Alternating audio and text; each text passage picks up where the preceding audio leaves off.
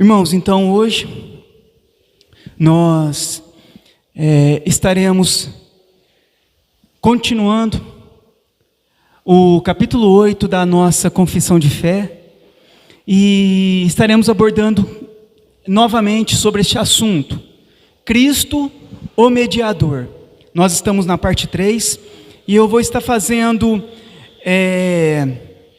algumas colocações que eu já fiz nos estudos anteriores. Então nós aprendemos anteriormente a respeito da doutrina da união hipostática de Cristo. Então o que nós aprendemos a respeito da doutrina da união hipostática de Cristo? Que Jesus Cristo, Ele é verdadeiramente Deus e verdadeiramente homem. É isso que a Bíblia ensina. Portanto, em resumo, nós podemos entender que essa doutrina afirma que todas as qualidades humanas, bem como todas as qualidades divinas, estão e sempre estarão de forma verdadeira, completa, distintiva e inseparável na única pessoa de Cristo.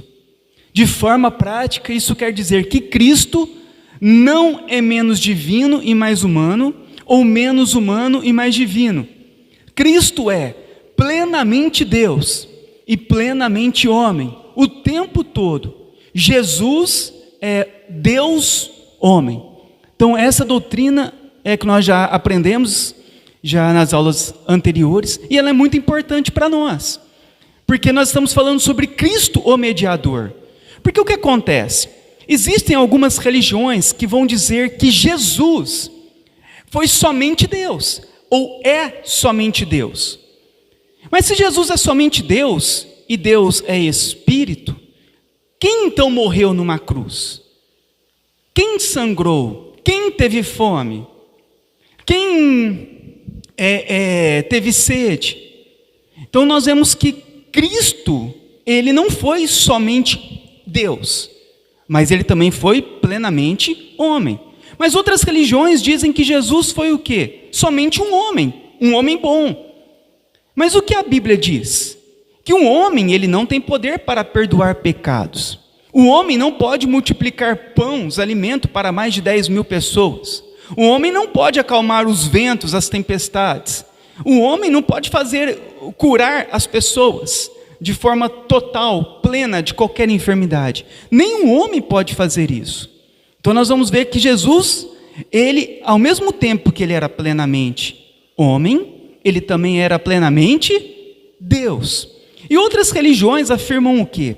Que Jesus, Ele era uma mistura dos dois, e por fim, Ele não era nem plenamente um e nem plenamente outro.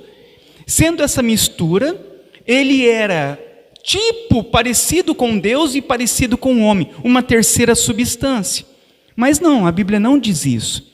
A Bíblia diz que Jesus foi plenamente Deus e plenamente homem. Então isso já vai nos livrar de muitas falsas religiões.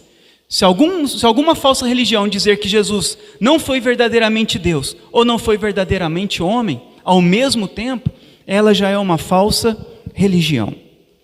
Nós também aprendemos a semana passada sobre a doutrina da dupla imputação. O que significa a dupla imputação? Significa que os pecados dos crentes na cruz foram imputados, colocados em Cristo. E Cristo sofreu a penalidade que era merecida pelos pecadores. E a justiça de Cristo é imputada ao crente, que é declarado justo diante de Deus. Então nós também aprendemos sobre a doutrina da dupla imputação. O que acontece na cruz? Na cruz, os nossos pecados são colocados em Cristo. Cristo não pecou, não tem pecado. Mas na cruz, os nossos pecados são colocados em Cristo. E na cruz, a justiça de Cristo é colocada em nós. Nós não somos justos, mas na cruz, Jesus, ele imputa em nós a sua justiça. Então na cruz acontece isso, ele leva os nossos pecados, recebe os nossos pecados e nós recebemos dele a sua justiça. Tudo isso na pessoa de Cristo. E hoje nós estaremos meditando, aprendendo no parágrafo 5 da nossa confissão de fé. Então, por que Cristo é o mediador? Por que nós falamos que Cristo é o mediador? Então, no parágrafo 5 vai responder dizendo: por sua obediência perfeita e pelo sacrifício que fez de si mesmo, que ele, pelo Espírito Santo, ofereceu a Deus uma única vez. Então é o que diz em Filipenses 2, 8 a 11, diz assim: ele, Cristo, se humilhou, tornando-se obediente até a morte, e morte de cruz. Por isso também Deus o exaltou sobremaneira e lhe deu um nome que está acima de todo nome. Então por que Cristo é o mediador? Por sua obediência perfeita, ele obedece até a morte, e por causa disso Deus o exalta acima de todos. Então nós começamos a observar que Cristo é o mediador, porque ele obedece de forma perfeita. Porque nenhuma outra pessoa, ou qualquer outro objeto, ou qualquer outra coisa, não pode ser um objeto de mediação entre nós e Deus. Porque nenhum outro obedeceu de forma perfeita. Somente um obedeceu de forma perfeita: Cristo. Por isso ele é o único mediador entre nós. E por que ele é o mediador? Além da sua obediência, pelo seu sacrifício que ele fez de si mesmo, que ele, pelo Espírito Santo, ofereceu a Deus uma única vez. É o que diz em Hebreus 9,14. Muito mais o sangue de Cristo, que pelo Espírito eterno a si mesmo se ofereceu sem mácula a Deus. Hebreus 10,14. Porque com uma única oferta aperfeiçoou para sempre quantos estão sendo santificados. Então Jesus, além da sua obediência perfeita, ele também fez o sacrifício de si mesmo de uma vez por todas. É o que diz. Então Jesus, ele pelo seu sangue, pelo seu sacrifício, a si mesmo ele se ofereceu a Deus sem mácula, de forma perfeita. Ele, com uma única oferta na cruz, o seu sacrifício de uma única vez, ele aperfeiçoou para sempre os que estão sendo santificados. Então Cristo é o mediador, pela sua obediência perfeita e pelo seu sacrifício de si mesmo, aceito por Deus. Então, entre todos os que já passaram por este mundo, ele é o único que obedeceu perfeitamente e que fez um sacrifício perfeito de si mesmo a Deus. Por isso ele é o mediador. Nós agora falaremos um pouco sobre o entendimento católico romano a respeito da salvação. No catolicismo romano, a missa, ela é chamada de um sacrifício expiatório. É o que significa missa. Pois Jesus entrega o seu corpo e derrama o seu sangue pelos pecados. A Bíblia diz que Jesus, ele fez um único sacrifício, uma única oferta para sempre. A missa diz que não, os católicos romanos. Eles dizem que cada missa é celebrado a expiação dos nossos pecados. Então eles dizem na doutrina católica romana que em cada vez que é celebrado a missa, é feito novamente a crucificação de Cristo. Novamente está sendo feito a expiação pelos nossos pecados. Então cada missa, no entendimento deles, é uma expiação, um sacrifício novamente feito por Cristo. Mas a Bíblia diz que não. Já foi feito o único sacrifício uma vez por todas. Também de acordo com o catolicismo romano, o perdão dos pecados e a purificação podem ocorrer durante a vida. Por exemplo, no sacramento do batismo e no sacramento da penitência. Então eles dizem o quê? Que o perdão dos pecados e a purificação dos pecados, elas ocorrem durante a vida pelo batismo e pela penitência. Então, na visão católica romana, o perdão dos pecados não foi feito na cruz de Cristo para sempre. É feito todas as vezes que as pessoas batizam ou pagam as suas penitências. Então, para os católicos romanos, o batismo e a penitência perdoa e purifica pecados. Mas nós entendemos que não. É somente Cristo quem perdoa os pecados e de uma única vez naquela cruz. O que é o pagamento, o sacramento da penitência? É a satisfação imposta pelo sacerdote como meio de reparar os pecados acusados, jejuns, orações e esmolas. A forma do sacramento da penitência é: eu te absolvo de todos os teus pecados, de todos os pecados, em nome do Pai, do Filho e do Espírito Santo. Amém. Então, o que é o sacramento da penitência? Quando nós falamos sobre penitência no catolicismo romano, eles entendem o quê? A penitência é algo que é imposta pelo sacerdote como meio de reparar o pecado da pessoa. Então, no catolicismo romano, quando a pessoa peca, ela vai confessar ao sacerdote. O sacerdote, então, vai dar as penitências para que aquela pessoa seja perdoada do pecado. E quais são as penitências? Algumas delas seriam jejuns, orações e esmolas. Então, o sacerdote, o padre, ele vai dizer assim: olha, você pecou, então você vai precisar de orar 10 Pais Nossos, 10 Ave Marias, fazer jejuns, fazer esmolas, dar cesta básica.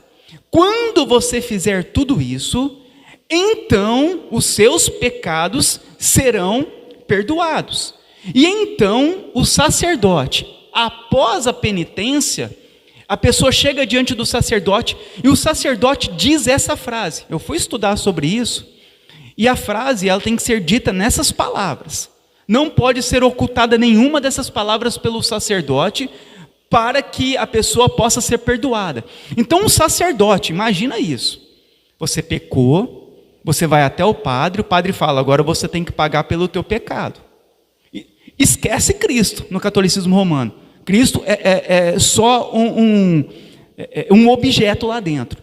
Então o padre vai dizer: ora, agora você precisa de fazer rezas, jejuns e dar esmolas para os pobres. E depois ele vai dizer: eu te absolvo dos teus pecados. O padre, o bispo, o papa, todos eles. A Igreja Católica diz que eles têm poder para perdoar pecados. Então eles dizem que você está perdoado agora dos teus pecados. Eu te absolvo dos teus pecados. Mas o que a Bíblia nos ensina, irmãos? Nada disso.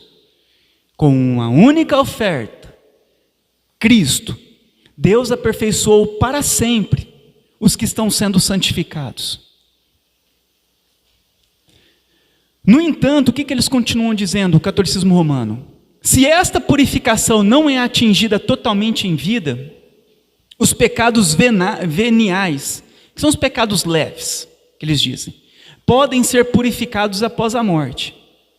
O purgatório é um estado intermediário, onde as transgressões leves são purificadas, permitindo que a alma seja salva. O sofrimento no purgatório é comparado a um fogo devorador, que refina a alma e queima as impurezas acumuladas. Para ajudar as almas no purgatório, os fiéis podem celebrar missas, rezar, fazer esmolas, jejuar, praticar outras obras de piedade. Então vamos entender o modelo de salvação no catolicismo romano. Então, diante de tudo aquilo em que eles ensinam sobre penitência, batismo para perdoar pecado, eles vão falar: olha, mesmo assim, a pessoa não consegue ser totalmente purificada de todos os pecados. E como então acontece a purificação plena? Acontece no purgatório. Não existe purgatório na Bíblia. mas eles inventaram o purgatório. E eles dizem o que é o purgatório? É um estado intermediário após a morte. A pessoa, o cristão, ele morre, isso é no pensamento católico romano, não existe na Bíblia. Mas no pensamento católico romano, o que acontece? O cristão morre, não conseguiu ser purificado de todos os pecados, e ele vai então para este lugar. E lá eles dizem que este lugar é terrível, é um sofrimento como um fogo devorador. É por isso que as pessoas na época da Reforma, eles faziam de tudo para comprar a indulgência, o perdão, para passar direto para o paraíso. Porque ninguém queria ir para o fogo devorador. Um lugar terrível. Então eles amedrontavam as pessoas. E as pessoas, para não quererem ir para esse lugar, elas então compravam as indulgências papais para já ir direto para o paraíso. Mas o que acontece lá no purgatório? O purgatório é um meio em que as pessoas são purificadas dos pecados. E como elas são purificadas dos pecados no purgatório? Por meio dos fiéis. Quando eles fazem missas, rezas, esmolas, jejuns e práticas de boas obras.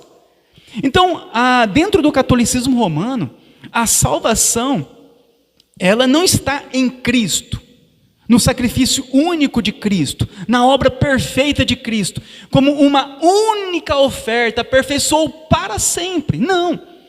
Na visão católica romana, o homem, ele busca a sua salvação através de vários tipos de obras, e com o fim, no final, de serem purificados no purgatório pelas obras daqueles que estão vivos aqui na terra.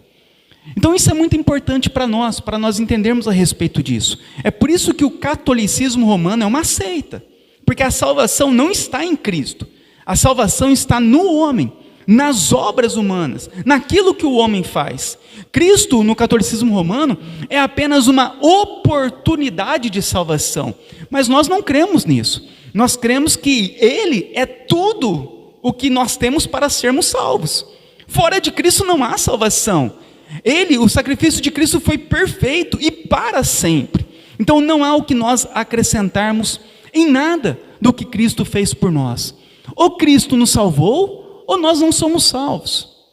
Você acha que se você fizer qualquer uma dessas coisas, você vai ter méritos para ir para o céu? Ou para ser perdoado de pecados ou purificados? Quer dizer, se eu fazer jejum, a pessoa que está lá no purgatório, ela vai ficar limpa do pecado? Então nós vemos o tanto de heresias e erros, e eles não conhecem as Bíblias, os fiéis, infelizmente. Então o Senhor Jesus, Ele satisfez plenamente a justiça de Deus. Não são obras, purgatório ou qualquer outra coisa que pode satisfazer a justiça de Deus. Ele, Cristo, satisfez. É o que diz em Romanos 3. A quem Deus propôs no seu sangue como propiciação, mediante a fé, para manifestar a sua justiça, por ter Deus, na sua tolerância, deixado impunes os pecados anteriormente cometidos, tendo em vista a manifestação da sua justiça no tempo presente, na cruz de Cristo, para Ele mesmo ser justo e justificador daquele que tem fé em Jesus. Ele é tanto o Salvador como o sacrifício da salvação. Não somos nós, não é pelos nossos méritos ou boas obras, mas é por meio de Cristo. Cristo, Ele satisfez plenamente tudo aquilo que Deus queria. Foi perfeito a cruz de Cristo, o que Ele fez por nós. E você vê que Ele propôs no seu sangue a propiciação. O que é a propiciação? Então, nós ouvimos muito falar sobre propiciação. No Antigo Testamento, como acontecia o aplacamento da ira de Deus sobre o homem? No templo, havia o lugar chamado Santo dos Santos. O lugar onde somente o sumo sacerdote podia entrar neste lugar. E neste lugar estava a Arca da Aliança. Dentro da arca, entre outros objetos, mas havia ali as pedras dos 10 mandamentos. As 2 tábuas de pedra estavam dentro dessa arca. Essa arca ficava num cômodo, dentro do templo, a qual somente o sumo sacerdote podia entrar naquele local. E o sumo sacerdote, ele entrava uma vez por ano naquele local para derramar o sangue de cordeiro, o sangue de animais, o sangue inocente, sobre a arca. A tampa da arca chama-se propiciatório. Então, quando o sumo sacerdote ele entrava lá no Santo dos Santos, uma vez por ano, ele iria fazer a expiação dos pecados de Israel.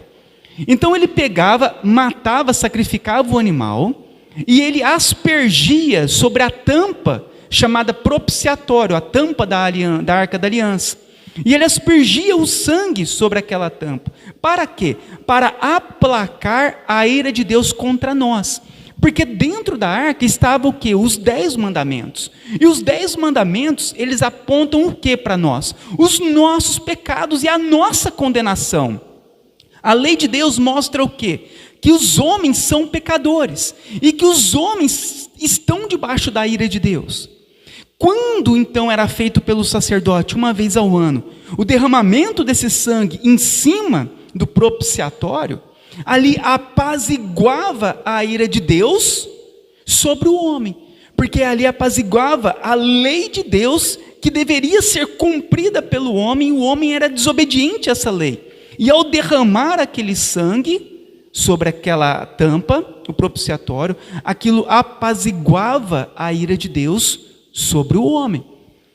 E Cristo, ele foi a nossa propiciação. Você observa que no Antigo Testamento era feito todos os anos esse ritual, esse sacrifício de apaziguamento no propiciatório, na Arca da Aliança. Mas Cristo agora, ele é a nossa propiciação.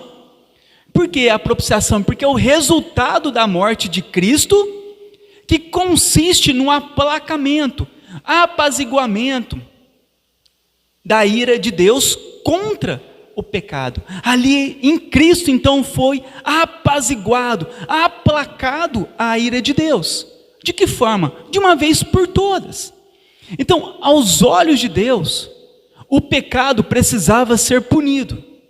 Cristo, portanto, ao morrer na cruz do Calvário, ele satisfez as exigências de Deus no tocante a essa punição. Agora, para se beneficiar desse efeito da obra de Cristo, é necessário que o homem creia nele, recebendo-o como Salvador único e suficiente. Então, Cristo, ele foi a nossa propiciação. Antes eram feitos por meio de animais, e uma vez ao ano. Cristo, ao morrer na cruz, ele faz um único sacrifício perfeito e para sempre.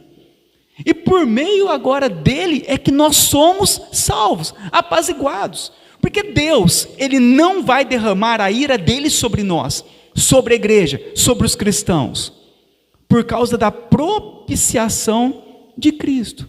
Cristo, ao ser a nossa propiciação, ele apazigua a ira de Deus. Deus, ao querer nos esmagar, nos condenar pelos pecados, há agora o sangue de Cristo apaziguando a ira de Deus sobre nós. É por isso que Deus não te mata de um dia para o outro. É por isso que Deus não faz o mal para nós. Porque ali é o quê? É o sangue de Cristo nos purificando de todos os pecados, apaziguando a ira de Deus. Mas é necessário o quê? Crer nele e receber ele como único e suficiente Salvador. Olha o catolicismo romano. Ele ensina vários métodos de salvação, várias pessoas mediando, ou várias formas de se conseguir a salvação. Então, no catolicismo romano, Cristo, ele não é o único, como Deus, como mediador. E ele também não é suficiente, porque existe penitências, batismo, confessionário, obras, purgatório. Então, no catolicismo romano, Há vários tipos e modelos de salvação, mas Cristo, Ele é o único que fez a propiciação pelos nossos pecados. Então, quando você ouvir falar sobre propiciação, lembra que é o aplacamento, apaziguamento da ira de Deus por meio da morte de Cristo. Então, Jesus, Ele obteve a nossa reconciliação. É o que diz em 2 Coríntios 5. Ora, tudo provém de Deus, que nos reconciliou consigo mesmo por meio de Cristo, e nos deu o ministério da reconciliação, a saber, que Deus estava em Cristo reconciliando consigo o mundo. Então, como Deus reconciliou? Por meio de Cristo. Então, é somente por meio de Cristo que nós somos reconciliados com Deus. Não há um outro meio. Ninguém pode nos reconciliar com Deus. Pessoas, objetos. Então, a água, o óleo ungido, o pastor, padre, seja quem for. A reconciliação não vem por meio de homens, objetos, religiosidades, mas vem por meio de Cristo. É em Cristo que nós somos reconciliados com Deus. O que significa reconciliar? Quando nós falamos que Cristo nos reconciliou, significa que houve paz. Cristo, Ele fez paz. É fazer paz, restabelecer paz. Por meio de Cristo, nós passamos a ter paz com Deus. Na Bíblia, o verbo reconciliar traduz um termo grego que é empregado para se referir a um ajuste de valor numa transação comercial. Passando ao contexto de relacionamento, esse termo traz o sentido de voltar a ter o favor de alguém ou restabelecer o estado de harmonia anterior, no sentido de restaurar uma condição favorável que foi perdida.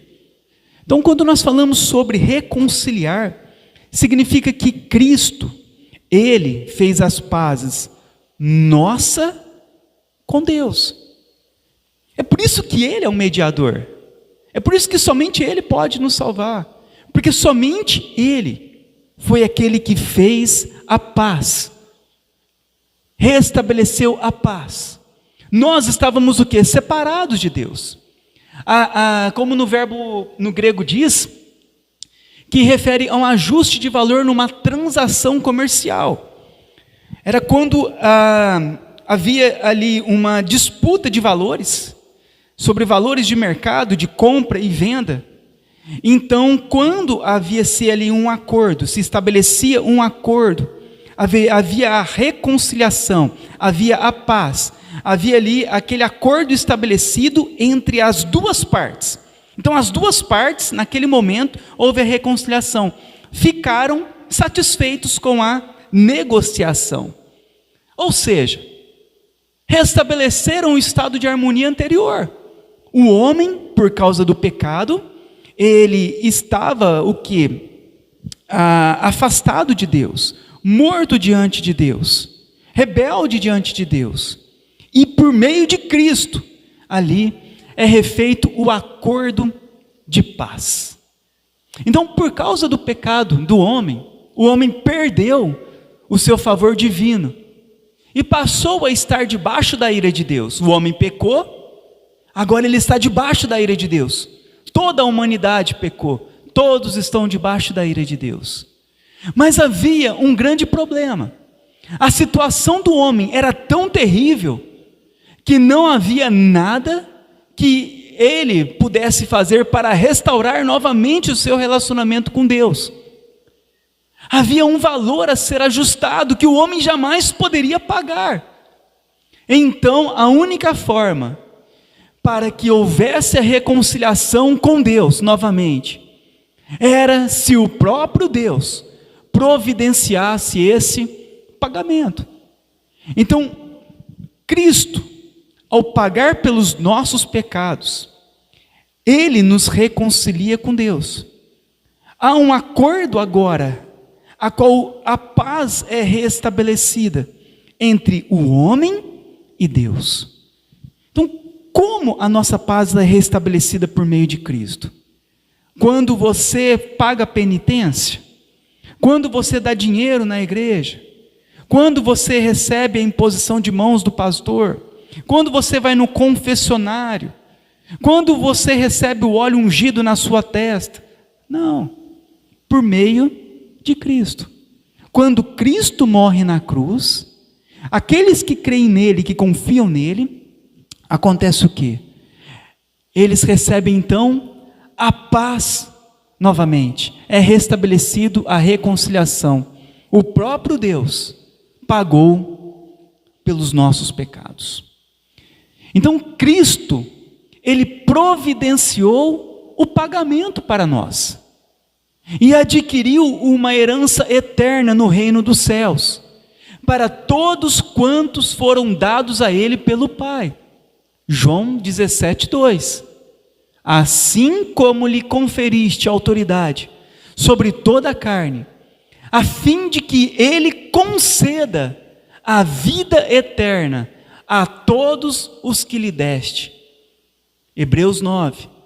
Por isso mesmo, ele é o mediador da nova aliança, a fim de que, intervindo a morte para a remissão das transgressões que havia sobre a primeira aliança, recebam a promessa da eterna herança aqueles que têm sido chamados. Então Cristo, ele providenciou o pagamento para nós, e ao ele fazer isso, ele adquiriu para nós uma herança eterna no reino dos céus. Então o pagamento que é feito para termos uma herança no céu, uma casa no céu, é o pagamento feito por Cristo naquela cruz. Então nós não temos condições de comprar a nossa salvação, de comprar um lugar no céu. De vez em quando você vê alguns vídeos do pastor, de falsos pastores falando, se você der o valor X, você vai ter um lugarzinho lá no céu, um terreninho lá no céu, uma casa será sua lá no céu. Então você precisa participar das campanhas, você precisa de dar o teu dinheiro, você precisa de fazer o seu sacrifício, você precisa de fazer isso. Mas quem pagou? Quem providenciou o pagamento para nós? Você acha que se você fizer algo, você estará pagando a Deus pelos seus pecados? Obviamente que não. É por isso que só Cristo é o mediador. Só Ele que tem condições de pagar por nós. E Ele providenciou. E o pagamento dele naquela cruz, Ele adquiriu uma herança eterna para nós. Olha aqui, é Ele quem nos concede a vida eterna. Ele que nos concede a eterna herança. Foi por meio de Cristo. E Ele concede a todos quem? A todos aqueles que pertencem ao Pai. Então você vê que não são a todas as pessoas desse mundo. Mas aqui diz que são todos aqueles que pertencem a Ele. São todos aqueles que são chamados. Nem todos são chamados. Nem todos são escolhidos. Mas aqueles a qual Deus chamou, a qual Deus escolheu, aqueles a qual Deus deu um novo coração, esses foram aqueles a qual em Cristo receberam o perdão dos pecados e a vida eterna. Então, se nós pudermos fazer uma reflexão até agora a respeito de Cristo, o mediador, o que nós podemos observar? Que a Bíblia, em todo momento, ela nos conduz somente a Cristo. Ela não nos conduz à placa de igreja, ela não nos conduz a homens, ela não nos conduz a Maria, nem aos santos, nem aos anjos. A Bíblia não nos conduz a nenhum tipo de objeto ungido. A Bíblia não nos conduz nem às nossas boas obras, mas a Bíblia a todo momento, ela vai nos conduzir a olharmos para Cristo. É em Cristo que nós temos a salvação. E quando foi que a redenção foi paga por Cristo? Então, no capítulo 6 da nossa confissão diz que o preço da redenção não foi pago por Cristo senão após a sua encarnação. Então, quando é que a redenção foi paga? Quando é que o preço foi pago? Quando é que tudo isso se cumpriu? Quando Jesus, ele encarna e morre em uma cruz. Então foi somente no momento em que Cristo encarna, em que os nossos pecados então são pagos. É o que diz em João 19:30. Quando, pois, Jesus tomou o vinagre, disse: está consumado. E inclinando a cabeça, rendeu o Espírito. Na Bíblia, Jesus disse: está consumado. O que significa? Como a sua última palavra na cruz. A expressão grega é tetelestai, que significa totalmente pago, concluído, que não há nada mais a ser feito, acrescentado. Na época de Cristo, os recibos de impostos, eles foram encontrados com esta palavra, que significa está pago.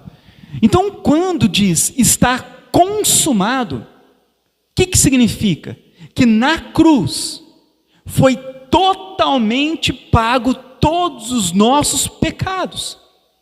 Foi totalmente concluído o plano de redenção. Não há nada mais que podemos fazer ou acrescentar naquilo que Cristo fez. Quando ele diz está consumado, significa que foi tudo pago. Todos os seus pecados foram quitados na cruz. Não há mais dívidas a ser pago. Não há mais nada a fazer a não ser o que Cristo fez. Não é Cristo e mais obras. Não é Cristo e eu ajudar em mais algumas coisas. Não é Cristo e mais eu. É somente Cristo.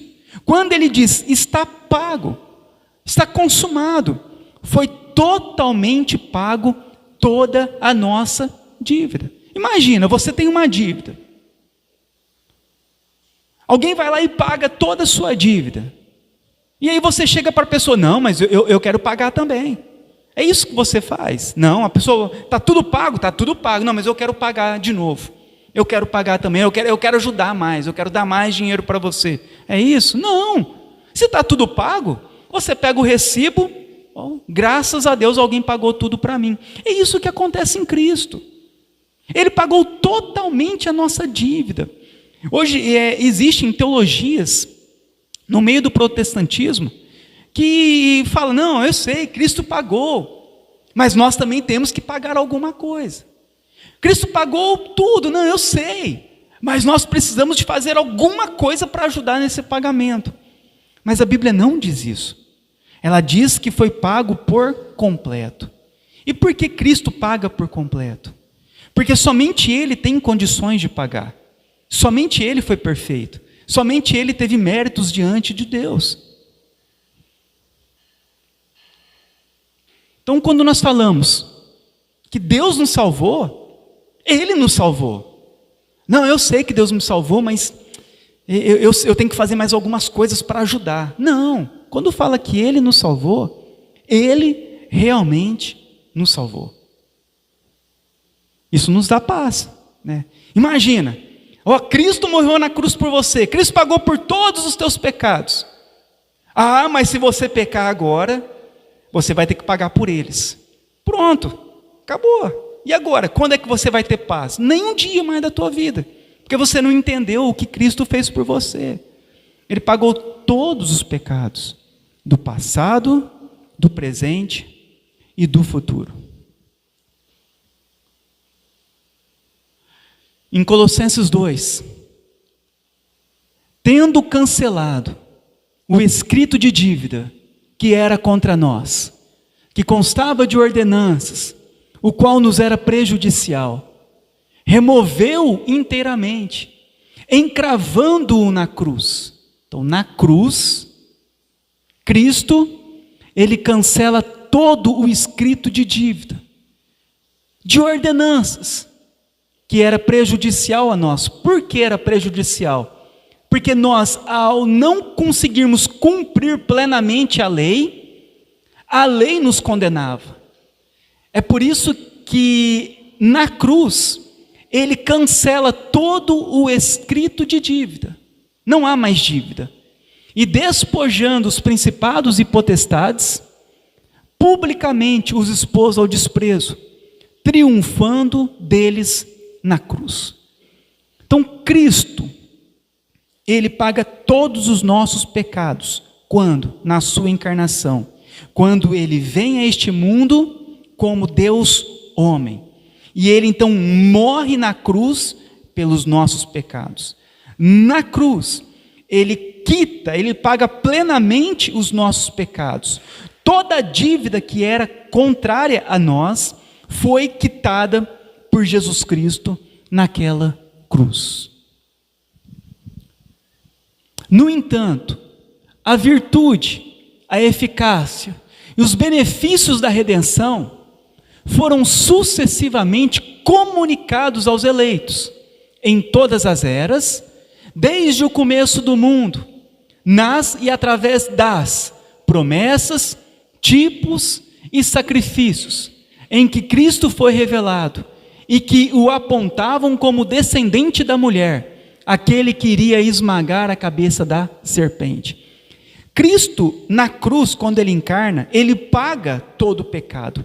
Mas, no entanto, a nossa confissão de fé diz que a virtude do sacrifício, a eficácia e os benefícios da redenção, eles já haviam sido comunicados aos eleitos em todas as eras passadas.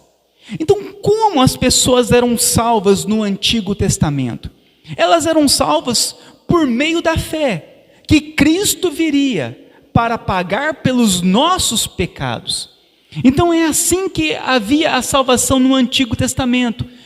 As promessas que nós já meditamos sobre as promessas, sobre os tipos de sacrifícios que nós já meditamos, todos eles apontavam para Cristo, que apontavam para o descendente da mulher, que iria esmagar a cabeça da serpente. Então, quando nós lemos no Antigo Testamento, apesar de Cristo ter cumprido e pago somente na nova aliança, na cruz, quando ele encarnou, no Antigo Testamento nós temos o quê? Já as promessas, os pactos, a qual todos eles apontavam já para a pessoa de Cristo.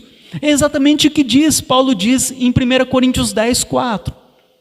E beberam da mesma fonte espiritual, porque bebiam de uma pedra espiritual que os seguia, e a pedra era Cristo.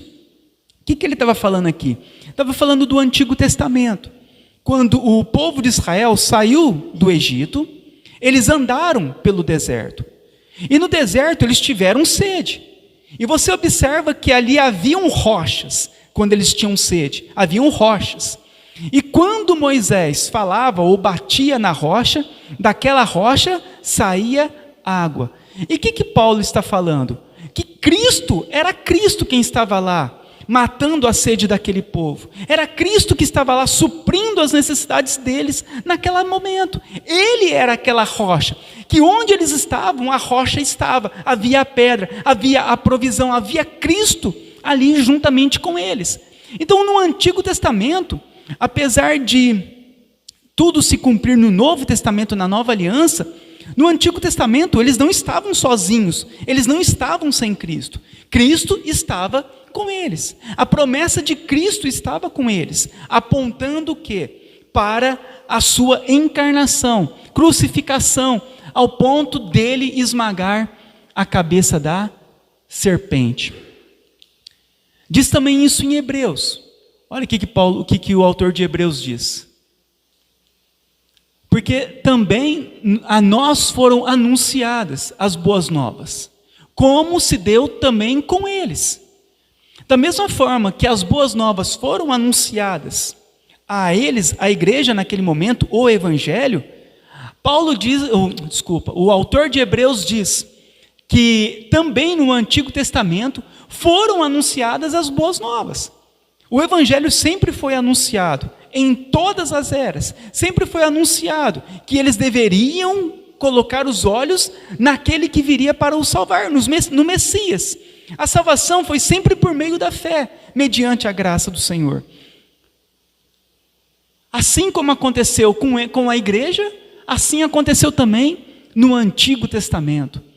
Pedro também diz, foi a respeito dessa salvação que os profetas lá no Antigo Testamento perguntaram e procuraram saber com muito cuidado.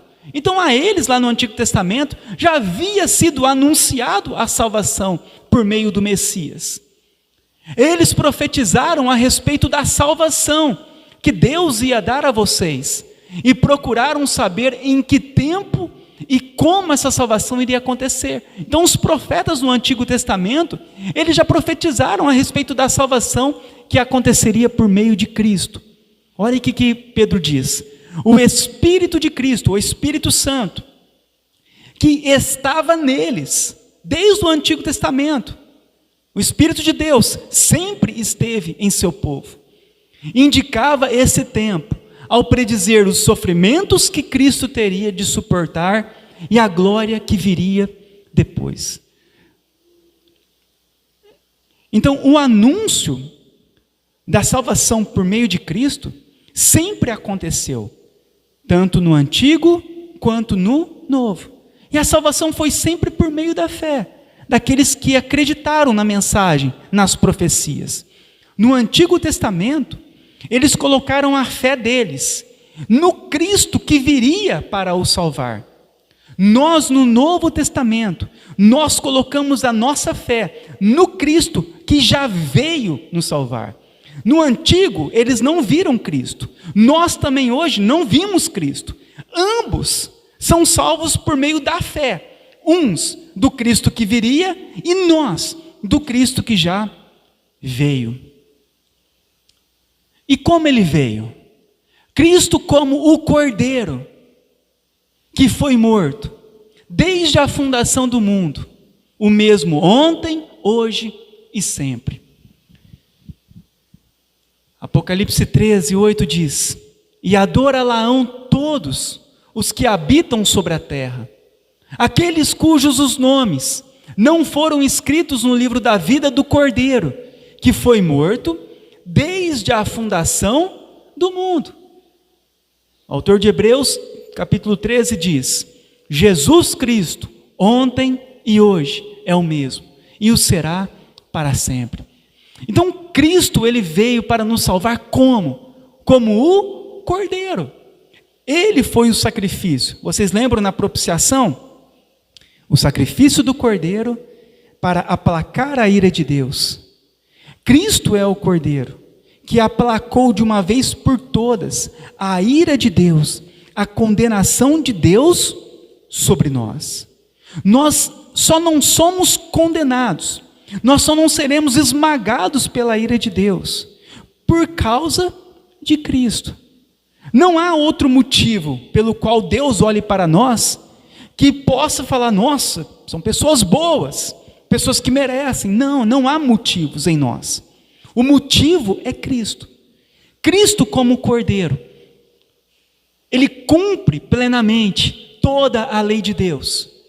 E ele, quando ele vem como Cordeiro, a Bíblia diz que ele já havia se entregado desde a fundação do mundo. O que significa? Que Cristo, ele já havia se disposto a morrer por nós, mesmo antes de nós termos sido criados. Ele já havia colocado à disposição do Pai para morrer pelos nossos pecados. Cristo, quando ele morre na cruz, não foi uma surpresa para Deus, não foi uma surpresa para ele ter sido traído e pendurado numa cruz. Não, ele já havia se entregado por nós antes de tudo ter sido criado.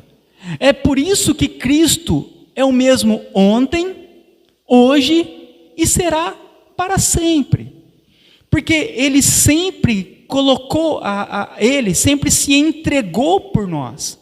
Ele sempre colocou a vida dele em favor de nós, desde toda a eternidade. Muitas vezes nós ouvimos o uso desse versículo de forma errada. Então, as pessoas dizem assim, creio que muitos de vocês já ouviram: Jesus é o mesmo ontem, hoje e sempre.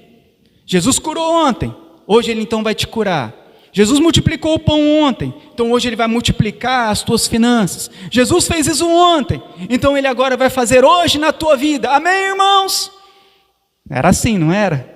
Facinho de enganar vocês, hein, irmãos? Se quisesse dar um de migué aqui, hein? Os irmãos já estavam aqui virando piruleta já. Mas esse versículo não é sobre isso. Não é sobre o que Jesus curou, ou bênçãos, não é sobre isso. Esse versículo é sobre a salvação, que Jesus, desde a eternidade, Ele já havia escolhido um povo para morrer por esse povo. E Ele cumprirá plenamente todo o propósito de Deus com relação a isso. Então, quando diz que Jesus é o mesmo ontem, hoje e será sempre, significa o mesmo Cristo que ontem foi anunciado pelos profetas. Se a gente ler o contexto, por isso que não pode pegar um versículo. As pessoas pegam um versículo e faz, aquela lambança. Mas se você ler todo o texto, ou todo o livro de Hebreus, o livro de Hebreus está falando a respeito da salvação em Cristo. Então, se você ler todo o contexto, vai estar ensinando o quê? Que o Cristo de ontem foi o anunciado pelos profetas, que nós já acabamos de ler, que veio ao mundo e entregou a sua vida em resgate do seu povo. Quando fala hoje, significa que Ele está na presença do Pai, como representante daqueles a quem Ele salvou, intercedendo por eles. E dizer que Jesus é o mesmo eternamente, diz respeito ao seu sacerdócio eterno, que Ele é o sumo sacerdote para sempre. Então, não é a respeito do seu modo de agir, de curar, de multiplicar dinheiro, nada disso, mas é sobre quem Ele é. Fala sobre a divindade de Cristo, que Cristo é imutável e eterno. O mesmo que foi profetizado, é o mesmo que hoje está intercedendo por nós junto ao Pai, e é o mesmo que manterá para sempre todo o propósito dele com o seu povo. É por isso que Ele é o mesmo ontem, hoje e sempre. Porque todo o propósito, tudo aquilo que Ele pretendeu fazer, Ele fez. Ele cumpriu de forma plena, perfeita e eficaz. Então, Cristo, Ele é o mediador. É por isso que há uma dificuldade das pessoas. Quando nós falamos sobre salvação, e muitas vezes até usamos a linha, quando falamos sobre calvinismo, muitas pessoas não entendem. Mas o que é o calvinismo? O calvinismo é apenas o resgate dessa doutrina, de que somente Cristo salva e salva o seu povo, de uma forma plena. Então, quando nós falamos sobre salvação, é isso. E há uma dificuldade das pessoas em aceitar a salvação de Cristo, receber em paz a salvação de Cristo, porque nós viemos de contextos religiosos a qual nos ensinava sobre obras. Então, desde catolicismo romano, espiritismo, igrejas pentecostais, neopentecostais, arminianas, esse contexto a qual muitos de nós viemos, era sempre ensinado o quê? Cristo e mais alguma coisa. E se você falhasse, você perdia a salvação. E por que eles ensinavam a perca de salvação? Porque na linha teológica deles, a salvação está nas mãos dos homens, e não nas mãos de Cristo. Mas a Bíblia diz que a salvação, ela está plenamente nas mãos de Cristo, não nas nossas mãos. Se a salvação, irmãos, para e pensa. Se a salvação estiver nas suas mãos, você acha que você conseguirá chegar até o último dia da sua vida salvo? Imagina, se depender de você, a salvação. Agora está nas suas mãos. Enfrentem e tentem chegar até o fim salvos. Vocês acham que se estivesse nas nossas mãos, nós conseguiríamos ser salvos? Lógico que não. Nós pecamos todo dia, toda hora. De todas as formas, querendo ou não querendo, nós falhamos. Como? Se depender de nós, nós não seríamos salvos. É por isso que a Bíblia mostra que a salvação, ela está plenamente em Cristo. Está nas mãos de Cristo, pertence a Cristo. E todos aqueles que crerem em Cristo de forma verdadeira e entenderem que Ele é suficiente para salvar, serão salvos. Não é Cristo e mais alguma coisa, é somente Cristo. Nós iremos prosseguir sobre esse tema, não consegui finalizar ainda, falarei mais sobre esse tema na próxima aula, mas eu creio que até aqui deu para esclarecer muitas coisas a respeito de Cristo.